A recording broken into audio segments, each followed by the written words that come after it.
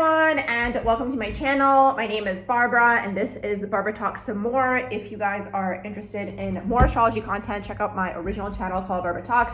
On there, I go over different astrology placements and different ways that you can use astrology, because you can use astrology pretty much for anything. So definitely check it out if you're interested in learning about astrology overall. And I go live over there, so it's always fun to connect with you guys. Now, make sure you guys subscribe to both channels, this one and Barbara Talks. If you guys are interested in getting a natal chart reading, progress natal chart reading, a synastry reading, mini natal chart reading, the information for all of that is going to be in the description box below. You guys can go on my website underneath the readings tab, select which kind of reading you guys would like, and then an email window should pop up. You guys send me an email and we'll go from there. So that's pretty much that. Now, also, my disclaimer always is I'm not a psychologist, I'm not a medical practitioner. Everything in these videos is alleged and for educational purposes only, so you guys can see how to, let's say, look at a synastry chart or your own natal charts, or maybe you guys have aspects, let's say, in your own natal charts or with somebody else if you're looking at synastry. Now, with that being said, especially when we're looking at synastry, here is the thing. Just because maybe you guys have some of these aspects, okay, they might not be necessarily playing out in that way in your own natal chart, okay? We all have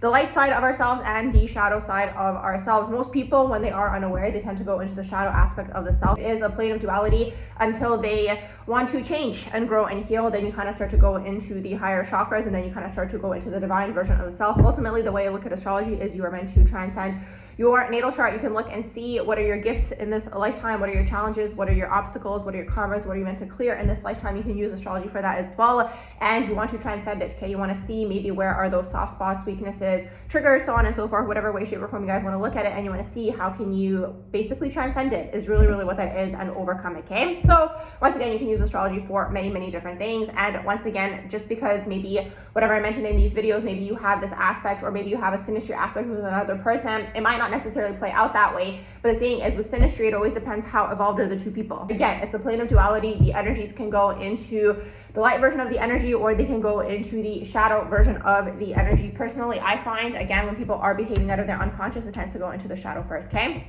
But with that being said, let's go ahead and jump into the topic of today. So today we're going to be looking at Kanye West's natal chart and Bianca Censori's natal chart as well, okay? Their synastry and what's going on here between the two of them. I'm sure some of you guys have seen the Grammys outfit and all of that, whatever went down. If you guys are unaware, maybe Google it and you'll find out a little bit more information. But in general, let's look at the dynamic here between the two of them in general, because he has been with her. Now, I don't know if he's been with other people. I don't keep track of these people and their day-to-day life, so I don't know if he's been with anybody after Kim, right after their divorce, but I know him and Bianca actually got married, okay? They're married, and Bianca here, her occupation is model, okay? So lots of interesting things that I already noticed here. Now, in terms of Kanye's birth date and time and place, for him, I have him as June 8th, 1977, born at 8:45 a.m. Only one website had 8:45 a.m. None of the other websites had that time, so maybe the time is not accurate. The whole reason I did take the time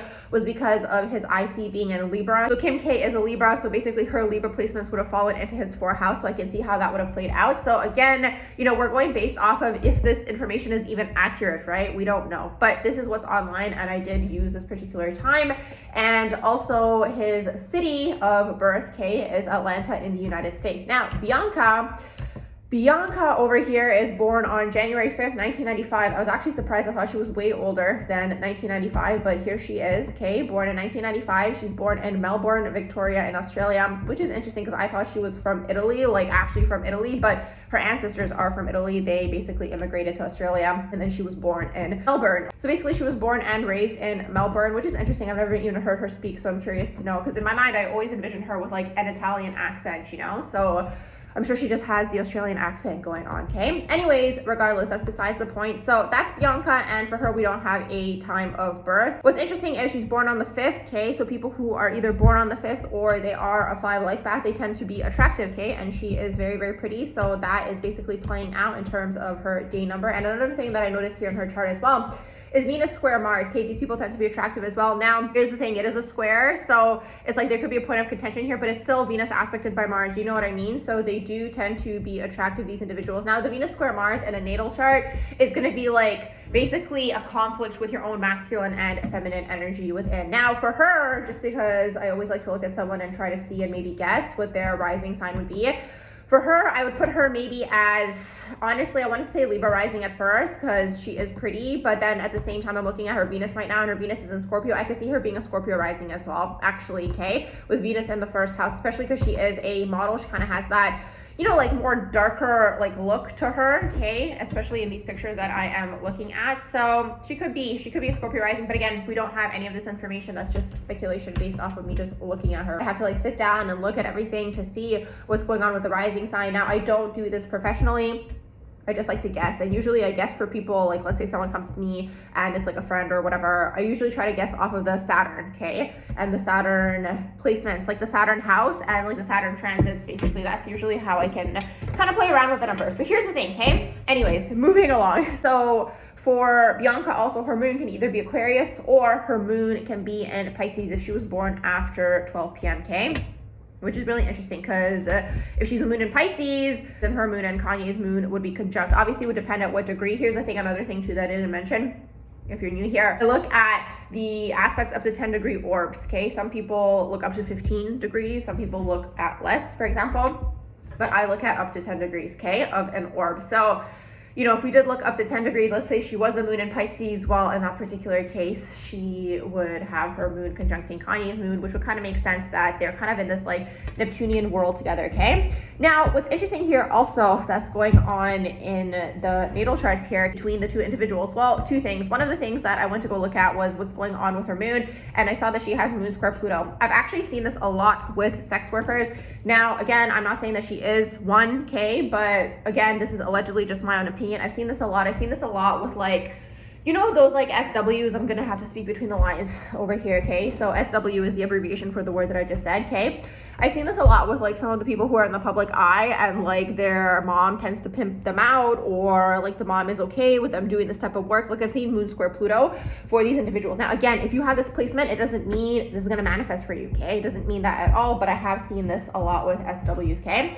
The moon square Pluto, and especially the ones where it's like either the mom had some kind of like say in it, or she's like okay with like the daughter doing the work, for example, or she's somehow profiting off of you know, her doing that type of work or getting the money or something of that sort, okay? So very complex relationship in general when you have moon square Pluto with the home, with the family line, and all of these things, okay? Absolutely could be very, very intense. It could be very tumultuous. It could go to the extreme of trigger warning abuse, absolutely. And also there could be trigger warning sexual abuse that takes place as well. So it's interesting because I know she's a model a lot of the time.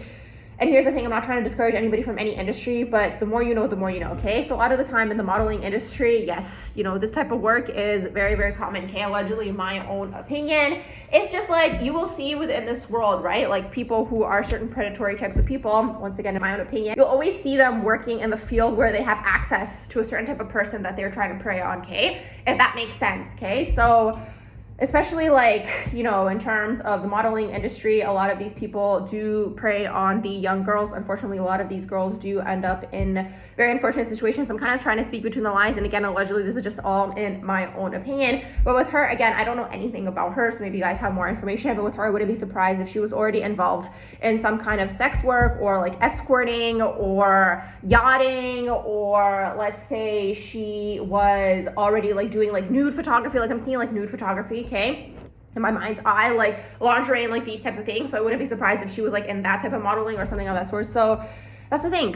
I'm curious, okay, to know, but again, just my own opinion and allegedly. So that's kind of what connected me to that. Now, the next thing that I wanted to look at, okay, because he seems to love to, it kind of seems like it's happening on both sides. So I don't know if this is like a kink that's happening from both of them. This like public display of just like sexuality like out there and for the entire world to see. So it kind of feels like, just like as I'm tapping into it, like I know a lot of people are hating on Kanye and they're saying that it's just him, but it kind of seems like it's happening on both sides. Or again, maybe she was like groomed from a very young age to like already be accepting of all of this. So it's really interesting because another thing that was taking place here that I also looked at was, okay, well, actually a few things. So one of the things that I wanted to go see here was what is going on with her Lilith, okay? Because Lilith is, yes, it can be the shadow of the self, but it can also be connected with like sexuality and especially those like hidden fantasies and like hidden sexual desires and all these things, okay, with Lilith, if we like really go into the aspect of Lilith, right? So she has Lilith in Gemini. And again, if Kanye's like time of birth is accurate and he is a Cancer rising, which to be honest, I can kind of see him being a Cancer rising because he does kind of have like that moody vibe. Like I'm just kind of having,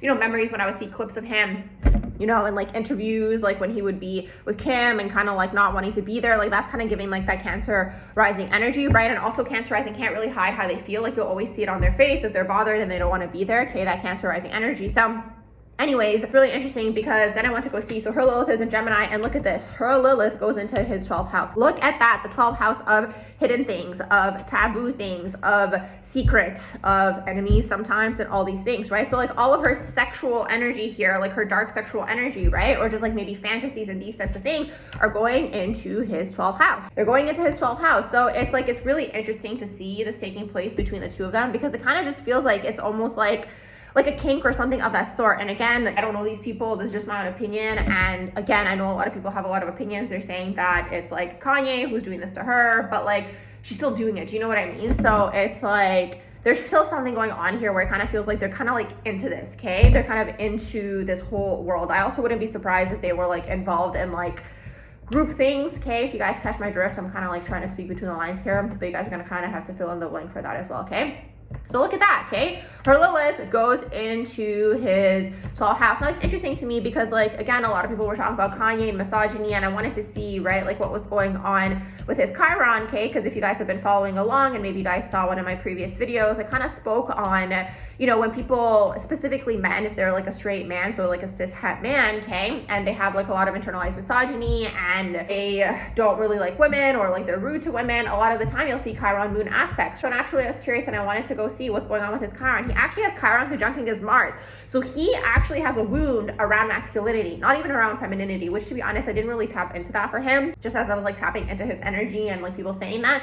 So he actually has a wound around masculinity, okay, with Chiron conjunct Mars. He has Chiron conjunct Venus. He has a wound around relationships, okay. I do really feel like him and Kim kind of like breaking up was like, it really affected him. I really do think that for him as well. But again, you know, I'm not going to go super in depth as to what I think is actually happening with him, like behind the scenes, and potentially how, you know, he may have kind of had like a switch in personality. I mean, that's all I can say, allegedly, right, in my own opinion again. But anyways, after that, it kind of feels like he kind of got affected, because it's interesting because even if you look like in his older interviews and all these types of things, like he was kind of like against even his like daughters like being online, because he knows basically like what that family's gonna do to them, allegedly, right, in my own opinion. So I don't see that misogyny taking place for him so much, right? He actually has a wound with masculinity. So with him having the wound with masculinity with like that Chiron conjunct Mars, I mean, a few things could be taking place here, but one of the things could be like, for him, it could kind of be like he tries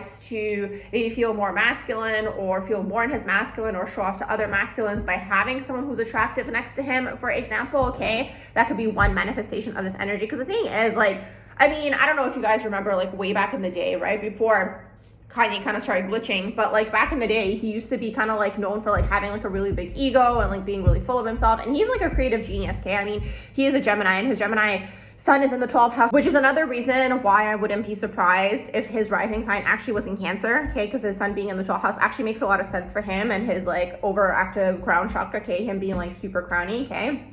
In many ways, like he's also super creative.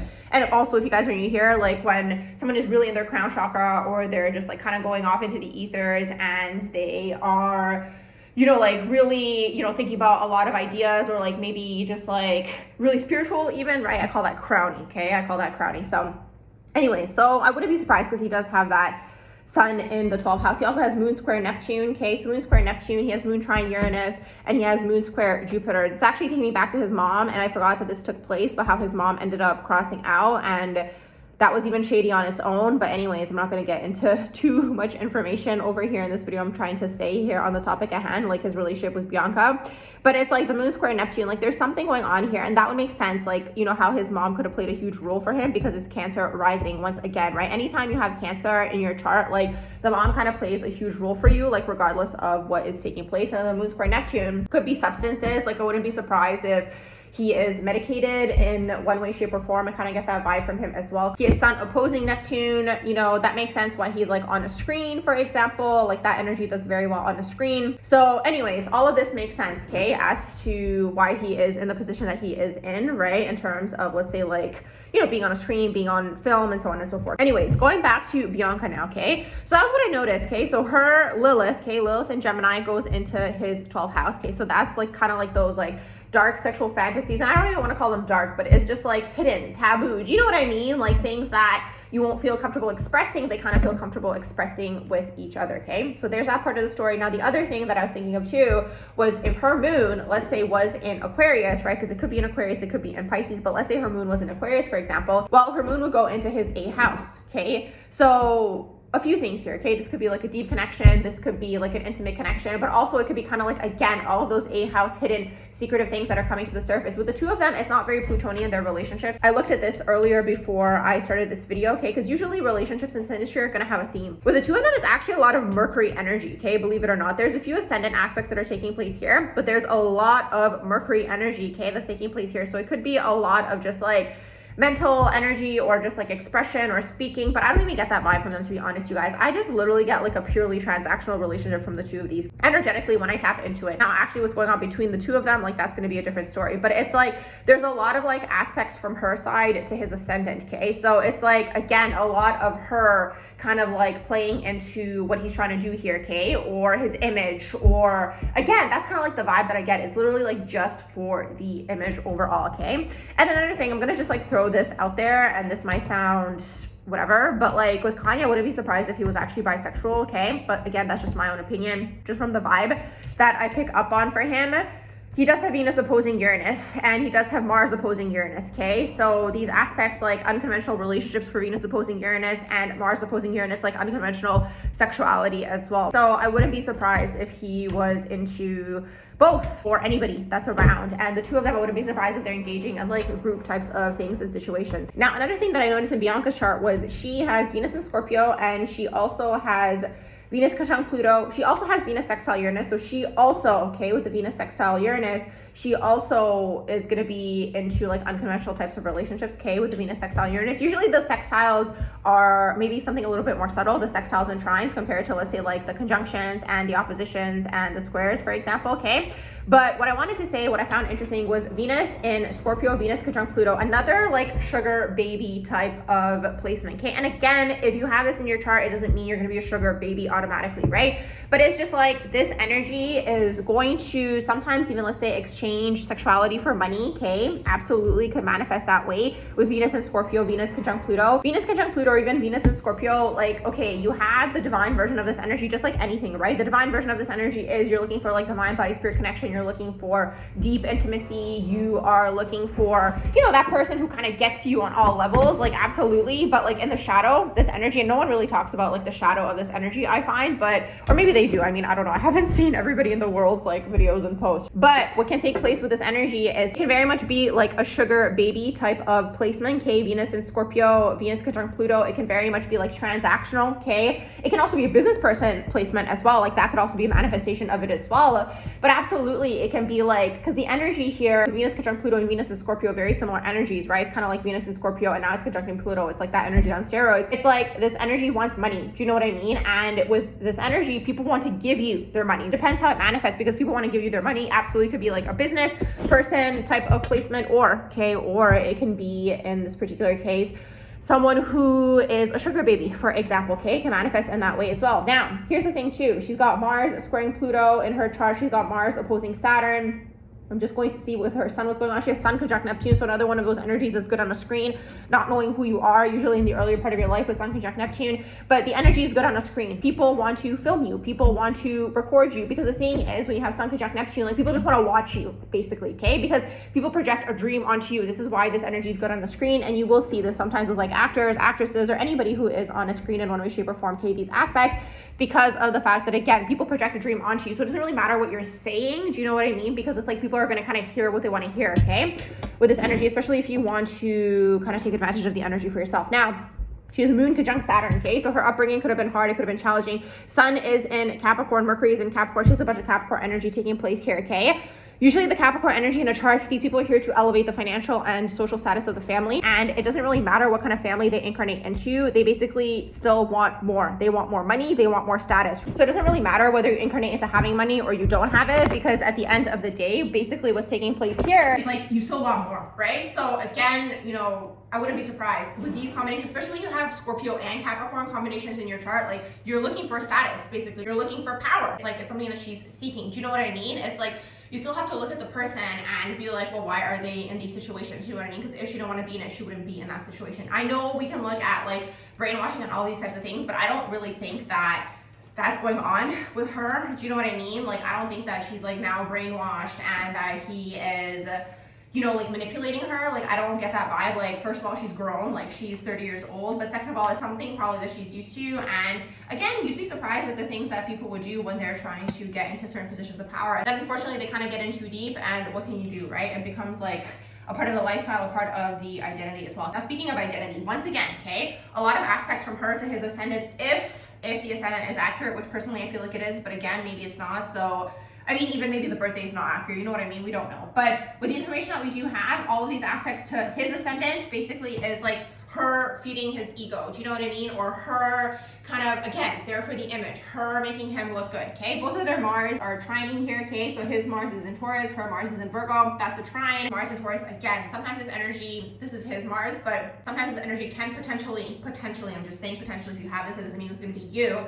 But sometimes energy can sleep with people to get material things. Looking for security, that's what the energy is looking for. And then she has Mars in Virgo, which is the freakiest Mars, okay? You'll see this a lot also with people who work in the PORN industry as well, okay? Mars in Virgo. So again, it's trining. So they're kind of on the same page sexually. Her Venus is trining his ascendant. So to her, he's kind of like her type. Do you know what I mean? Like, I think like for her, someone who's looking for status, someone who's looking for money, someone who's looking for fame and wealth and all these types of things, like he's like a huge level up. Do you know what I mean? Like for her, it means a lot. And again, we have to always explore the layer of misogyny, internalized misogyny as well. And in women, it's not just in men, but it's in women as well. So unconsciously, also for her, right, it's kind of like she quote unquote beat Kim K. Do you know what I mean? So it's like it's fueling her ego as well. I hope that makes sense, right?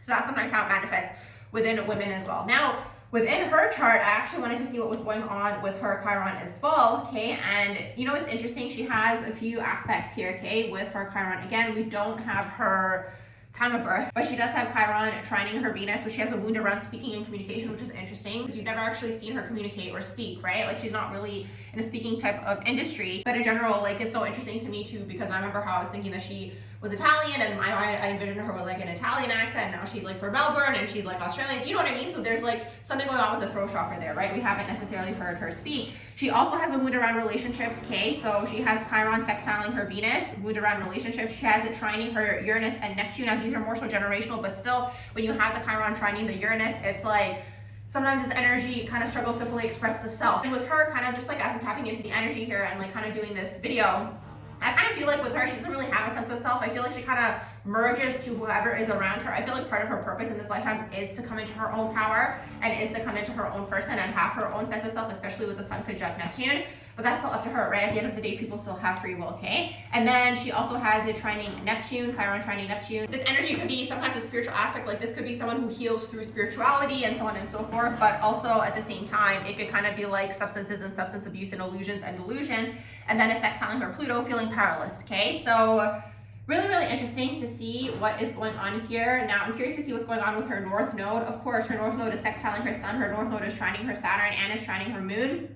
Now, part of her life purpose literally is what I was telling you guys, to come into her power, to have her own identity, which she doesn't really have. Like, nobody really knew who she was. I mean, maybe some people did. I definitely didn't know who she was prior to all of this. So it's really interesting, just like as I psychically tap into this, it's a lot of getting lost in the sauce, merging to the people around you, not knowing who you truly are, and all these things, okay? And like I mentioned, sometimes people just get in too deep. Now I'm going back to the synastry. So Venus trine Mars, you will see this, okay? You'll see like a Venus-Mars aspect a lot of the time for people who are like super attracted to each other, sometimes who are each other's like types, or there's like a huge sexual attraction here. You'll see like a Venus-Mars aspect taking place here, okay? What I find interesting is it's his Venus that's trining her Mars, so it's kind of like the roles get reversed. Like this situation, if you're looking at like a heterosexual relationship, the best case scenario is for the man to be the Mars and for the woman to be the Venus, because in that particular case, sort of like the woman goes more into her feminine and the man takes more of like that masculine role, right? Again, in the heterosexual relationship, that's the best case scenario. But in this case, it's interesting because it's her Mars and his Venus. To be honest, it's a trine. You don't feel it as much. So she definitely isn't more masculine in this relationship. Like, I'll tell you guys that much. If you guys are following along with the video and you're looking at the little screenshot that I have on here, the blue, okay, the blue is going to be Kanye, and the orange signs, okay, on the outside are going to be Bianca, okay? Now, what I find really interesting here is for him, okay, she's not aspecting his North Node at all. There's no aspect here to the North Node for him. For him, it's not like she's doing anything connected to his life purpose. Like to him, she's literally just like someone that's there, like someone there for the image, just to be in a relationship, just to have, right? Like arm candy, so on and so forth. But for her North Node, it's actually his Uranus that's literally almost on top of her North Node. Now, what's interesting to me as well is that Kanye has Uranus retrograde, okay? When you have Uranus retrograde, this is a struggle to express the self, so you're meant to fully express, okay, in this lifetime, like really come into your truth, really come into like the individuality of the self. When you have Uranus retrograde, he has Neptune retrograde. I mean, I see that with him already, his overactive crown chakra, right? The crowniness, which is awesome. Like that brings through the creativity, yes, but also it can bring through a lot of just like dreaming, daydreaming, like being off in la la land. If you listen to what he's saying sometimes, like he can be on point, but sometimes people like completely bypass what he's saying, right? They're kind of like, okay, whatever, it's just him being him, you know? And then he has Pluto retrograde, which like, again, you're kind of coming through in this lifetime, having felt powerless, okay? In a previous lifetime, you're coming through to come into your power once again, right? But sometimes when people may have felt powerless either like in this lifetime or the earlier part of their life, what can take place is like, if they felt powerless, it's like they could be trying to gather power. Basically what happens is they go on the opposite end of the spectrum. It's literally like a pendulum swing, right? You go from feeling powerless into trying to, you know, exert power over everybody kind of thing. You know what I mean? Because you may have felt powerless. Anytime you see someone who is kind of like trying to exert the power over everybody, it's because they felt powerless probably at some point in time. So for him, it's either the early part of his life or it's going to be from a past life he's carrying over this energy. It's interesting, I'm looking at his chart here. He has Pluto in the 4th house. So for him too, an intense upbringing, tumultuous. I mean, I always gotta tell you guys what I pick up on just like intuitively and psychically. For him, I wouldn't be surprised if there was also some sort of sexual abuse that took place, okay? Maybe in the earlier part of his life, allegedly, in my own opinion, based off of what I'm seeing here, okay, just like tapping into you. But yes, I wouldn't be surprised. I mean, I wouldn't be surprised, just kind of something that I picked up on here. So anyways, I'm just going back to their energy here, okay? So her North Node, which is the orange if you guys are following like on the video, if you can even see. But anyways, her North Node, his Uranus is literally almost on it, right? Like it's not exactly that, it is a few degrees away, but his Uranus is basically conjuncting her North Node, right? So in this situation, what he's doing is he's helping her, okay, whether directly or indirectly. I feel like it's both, a little bit of both, right? More so probably indirectly, right? By him being who he is, but he's assisting her for her to come into her own individuality, for her to be her own person, for her to express her own individualism, okay? That's something that's very important for her to master in this lifetime. Now, here's the thing, right? Everyone has free will, so if you don't master, you have to come back again. Unfortunately, that's just the way that I see it, okay? In my own opinion, allegedly. So that's something that's kind of playing out in this relationship, okay? He's kind of helping her come more into her uniqueness, more into her eccentric energy, more into like being her own person, right? I mean, I guess the way that it's currently being expressed is like probably a very extreme expression, right? If we see what's going on right now, but that's what she's kind of meant to learn in one way, shape, or form. Because like, again, it's Uranus and North Node, you know what I mean? It's his Uranus. It is generational, the Uranus, so he's actually doing this unconsciously. Like he's not doing this in like a conscious way, but unconsciously the way he behaves is actually meant to activate her life purpose, okay, in this particular lifetime. So just going back to the synastry here, they do have some moon aspects. His moon is conjuncting her Saturn. Even his moon is sextiling her sun. Like I don't feel an overly emotional relationship here. I'm gonna be honest with you guys, just as I tap into it. It's not something that's overly emotional. I mean, again, with moon conjunct Saturn, like again, that's not really emotional, okay? Energetically, it's not really like an in-depth emotional relationship. The way that I see him is like, I feel like he's kind of trying to be like this like unique artist, do you know what I mean? And like express, you know, his artistic like ventures through her. Like I feel like he's kind of trying to use her as a muse, do you know what I mean? But I do feel like in a way it's being like misconstrued by the public. I mean, here's the thing, like artists are always like super eccentric, which is interesting because it's like art installation or is it like a social experiment? But anyway, so it's just like, it's really interesting to see how the body overall is something that is artistic, right? But it's not viewed that way because it's been so sexualized, unfortunately. I mean, like if we look at all of the paintings from back in the day, they were all naked, do you know what I mean? So anyways, it's unfortunate the current times that we're living in that everything is just like so hypersexualized. Okay, now I'm going back to, again, if his ascendant is accurate, right? He has a few other ascendant aspects here. So his ascendant is trining her Saturn, his ascendant is opposing her Uranus, his ascendant is opposing her Neptune. These are generational aspects. So again, this is her behaving unconsciously, but again, it's helping him be propped up is basically what that is. Like, here's the thing, you know, when we look at history books now and we look at artists back in the day, right? Like, you know, people now might look at and like see the genius of someone, right? And again, I'm not justifying anything here. I'm just saying, like, if you look at it from an artistic lens, like that's just more so what I'm picking up on here. Like, I feel like he is trying to kind of have like a muse type of situation going on. Like I feel like he's trying to kind of like be an artist in that way, you know, but again, it's just like because of the times that we're living in, it's coming off like very shadowy, very like sexualized and all these types of things. So anyways, that's just what I'm picking up on.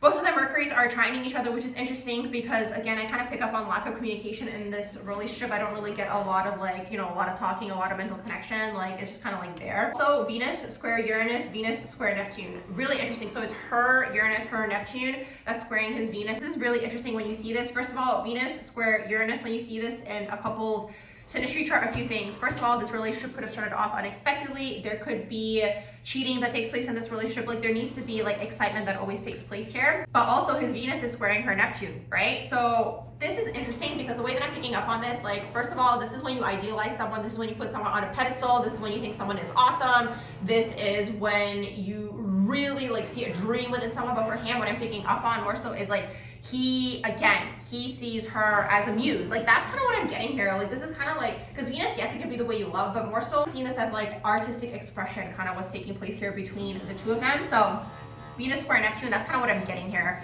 right? He kind of sees this, like he has this like vision, right? Especially because he was always into fashion. He was always fashion forward and all these things. Now, again, you know, I know all these things are up for debate, whether it is fashion, whether it's not fashion, whether she should be doing this. Now, a few other Mercury aspects here. I'm not really going to go over all of this Mercury energy that's taking place here. It's actually happening on both sides, which is, I kind of just like, when I tap into them, just like intuitively and just like energetically, like I don't see a lot of communication. I just feel like they are very much like, I don't know, I just keep seeing them just like staring at each other. Like it's really interesting to witness. Like I don't think he sees her as like a being, and I don't mean that, again, I know people talk about misogyny and all these things, I don't mean it in that way. I literally feel like he sees her as like a blank canvas or like a canvas or something. Oh, that's right, that's what I'm gonna call this video. Let me write this down so I don't forget. Blank canvas. That's kind of what I see. Like I don't really see the two of them, and this is more so psychically because I am tapping into the energies here. Like I don't see this like at all romantic. I don't see this like, I don't even see them talking to each other. Like I see like both of them just like sitting and like staring at each other, and like him kind of like, again, using her as a muse, okay, in one way, shape, or form. And I know it probably doesn't seem endearing, at least at this point in time, because of the fact that, first of all, a shock, it's like hypersexualization, second of all the things that everyone has been saying. But interesting, that's kind of just what I'm picking up on, okay? A lot of Jupiter aspects taking place here, Jupiter opposing Jupiter for the two of them, okay? They have Mars square Mercury, so his Mars is squaring her Mercury. This can absolutely be arguments with the Mars square Mercury. I just don't feel like she really engages. Like, I feel like she's really in the submissive role, like, connected to him. Because of, again, I feel like she just feels, right? Again, I don't know her, just what I'm tapping into. I feel like she feels like she gets a lot of benefit from being with him, all of the media attention, all of these things. So I don't really think she cares, to be honest, just as I'm tapping into the energy. Jupiter opposing Jupiter, all these Jupiter aspects, a lot of Saturn, Jupiter. So his Jupiter is squaring her Saturn, his Saturn is trining her Jupiter. Now the square could be a point of contention, but also these energies like Jupiter and Saturn together actually work very nice, even though sometimes the energy can feel like you're going one step forward, two steps back, right? With Jupiter and Saturn, but also sometimes the way that I see it is like, to me, this is very good business, because it's like Jupiter energetically can wild out. Do you know what I mean? Like Jupiter can be all over the place. It can be very hedonistic. It can be here, there, everywhere. It can want to do everything. It can, you know, not be grounded, I guess is the word that I'm looking for, right? When you have Saturn, Saturn comes through in ground. Saturn brings through the discipline. Jupiter's not disciplined energetically. Jupiter wants to be everywhere. Jupiter's expansive. Jupiter's not really of this earthly realm. It's all spiritual and higher-minded concepts and all these things, right? Especially if you look at Jupiter being ruled by Pisces and Sagittarius. Now, with that being said, the Saturn energy in here grounds everything, right? So Jupiter's expanding, Saturn is grounding, right? So Saturn is bringing through the discipline that's needed to succeed down here on this earth plane, which is nice, okay, between the two of them, okay? His Pluto is squaring her Sun. I mean, I think this is one of the only Pluto aspects. They do have Mercury opposing Pluto as well. His Mercury opposing her Pluto, okay? But those are the only two Plutonian aspects. So this isn't really a Plutonian relationship. This isn't really a relationship that is super shadowy. That's not what I get at all. I actually get a very artistic vibe here, okay? Between the two of them, like very artistic, like him trying to kind of create something that is like out of this world, okay? And it's interesting, look, his Mercury is trining her Neptune. A lot of Mercury, look at this, and it's all on his side predominantly. Some of them are her Mercury aspects, but it's like mainly his Mercury is being aspected by a lot of her stuff. Like look, his Mercury is trining her Uranus, his Mercury is trining her Neptune. Like it's like through her, he's kind of activated, like he kind of has this like vision. It's something that is like very ahead of the time, out of this world, and all of this, okay? That's kind of what I'm picking up on here, okay, you guys? that's really what I'm getting for their relationship. I didn't think it was gonna go in this direction, but here's the thing, you never know until you look at the energy, and that's kind of what's going on here. Now, what I will mention, because I did mention the Pluto square the sun, Pluto square the sun is like a breakdown of her ego, okay? So it's his Pluto and it's her sun. So I know a lot of people are saying this is degrading, he's degrading her, but it's interesting because it's like, again, part of her mission or life purpose or whatever way, shape, or form you want to look at it is for her to come into her power. Do you know what I mean? To come into her own strength, like to develop that strong solar plexus chakra. So that's what he is doing here in one way, shape, or form. Like he's kind of breaking her ego down, right?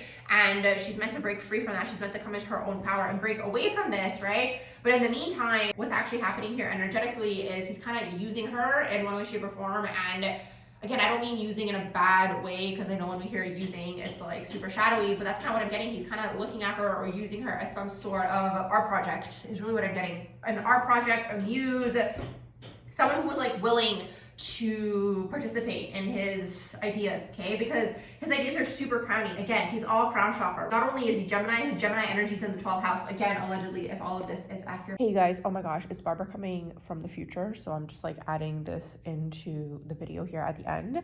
Something that I just noticed, because I was just looking at photos to upload of them too as like the image like of this video. And a few things that I noticed. First of all, the picture that I found of her that is at the beginning of this video, like she like does not look like she's present at all. And again, these are all like my own opinions allegedly, so like you can see that this is someone who's like deeply traumatized, but it's like a blank stare. And then it's so interesting because as I was looking for photos, I also stumbled upon a photo where her hair was blonde.